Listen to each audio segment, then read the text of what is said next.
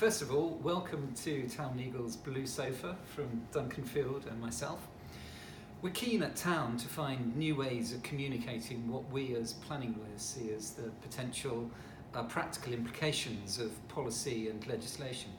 It's a complicated world, and sometimes it's not easy to see the wood for the trees, the real news from the fake news, the irrelevant legal detail from the legal detail that may have profound, sometimes unintended effects.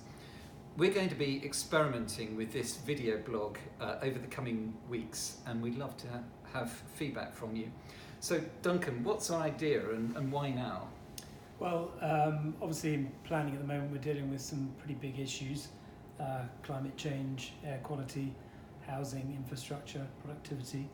But of course we have the general election now, which is going to grapple with all those things, and no doubt we'll see commitments in manifestos, and that's prompted us to take the plunge now and wait for the manifestos to be published, in some cases try to predict what might be in them, and draw some implications for our sector, putting aside our own political views. Yeah, so and it's particularly topical this afternoon because the Lib Dems have just published their manifesto, which I can see you've got there, Duncan. Yes, Stop I have, Brexit. Yeah. Nicely brightly coloured and yes. Great obvious slogan for them. I sort of picked that up about an hour ago in the coffee shop, so I'll do my best to summarise what's in it. One of their key focuses on infrastructure.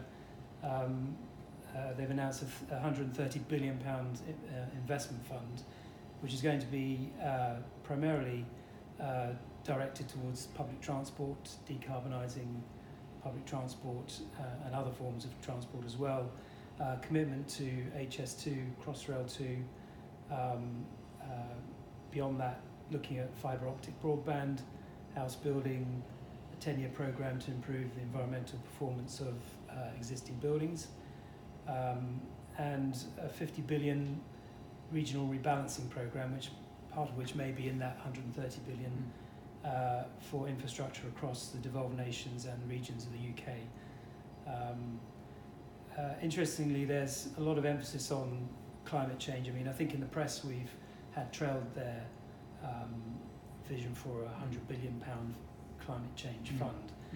Actually, I think that's wrapped up in this commitment to infrastructure, really, and there are other issues brought into play, or other commitments, such as ensuring that all national infrastructure decisions have to take into account climate and environmental implications, and more broadly, I think quite interestingly, introducing a corporate duty of care for the environment and human rights, with a requirement for all UK companies to set and report on climate change targets that are consistent with the Paris Agreement, as well as setting up a new government department for climate change and natural resources. So strong emphasis on climate change there. On other issues, housing, well, not unsurprisingly, they've gone for the 300,000 a year target, which they say they would achieve by 2024. Of that, 100,000 would be social rent. Interestingly, they've committed to devolve right to buy, so that local authorities will have the power to suspend it in their areas or remove it entirely, presumably. New housing to be built to zero carbon standards. A new rent-to-own model with a 30-year term.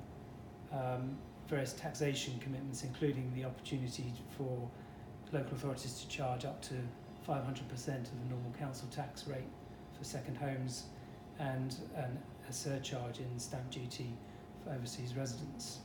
A couple of other issues on airports. They're saying they don't want to see any net increase in runways in the UK. So that's a no to expansion of Heathrow, Gatwick and Stansted, which are all specifically mentioned. And there's also a no to any new Thames Estuary airport. Finally, the other thing I picked up was a ban on fracking, primarily for climate change reasons. Right. Well, it's a wide set of proposals, I suppose.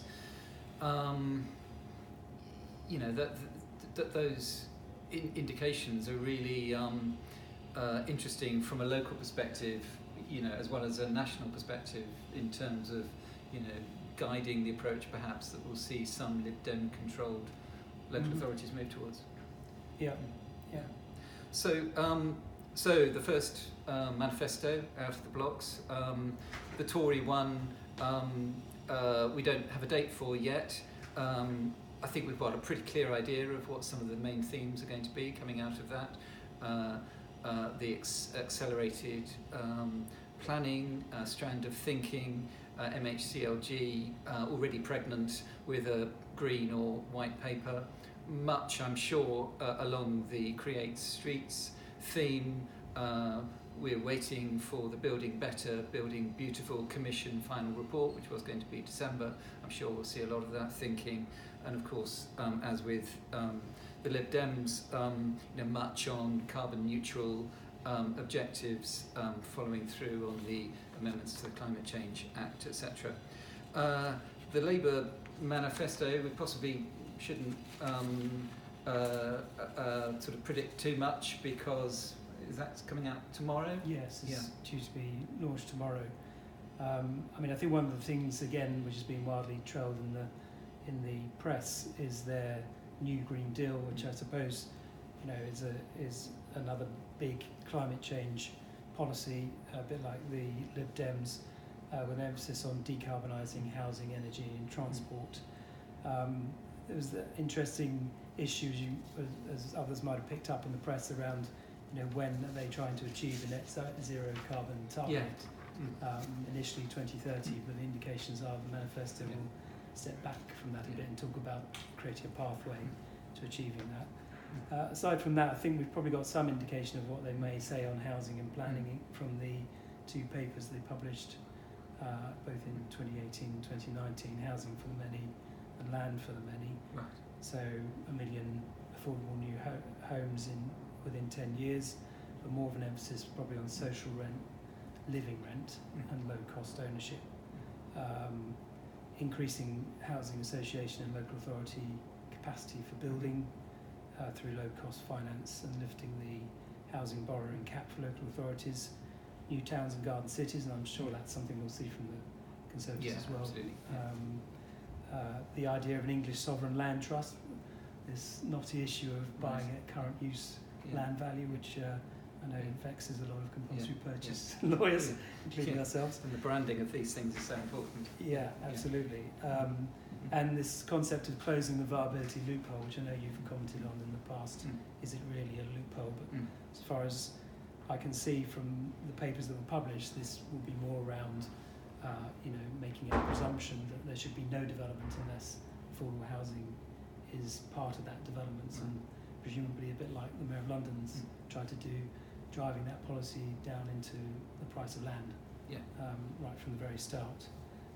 Interestingly, one thing that I don't know will get any traction in the manifesto, but in the Land for the Many paper, was a commitment to review participation in planning, including the concept of a community participation agency, a jury service for plan making, which you may remember was one of the ideas, and a future generations champion, which I think is quite an interesting concept, so that planning decisions can be taken with future generations in mind, and not just the local community as they exist today. Well, there's going to be no room in that manifesto for anything other than planning, as it sounds to me. We've got to wrap up now. This first video blog. I hope you found it interesting. Do get in touch with your feedback, and we'll be back very soon once we've read the Labour manifesto. Thank you. Thank you.